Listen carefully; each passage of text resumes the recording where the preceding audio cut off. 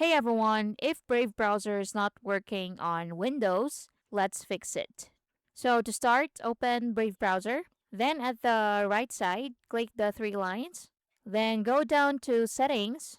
And from here at the left side, go ahead and click privacy and security and click delete browsing data. So this will delete history, cookies, cache, and more.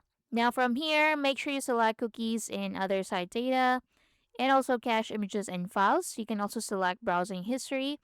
Then at the top, select the time frame. And once done, just click delete from this device. Now, once done, reload the page and see if that solves the problem. Next, you can also again go to the three lines at the top right, then go to help, then go to about Brave, and check if you need to update the browser. So, if you need to update it, just click on it and the browser will be updated.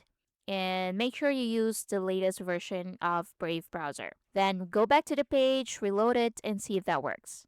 And that's it. Thank you for watching.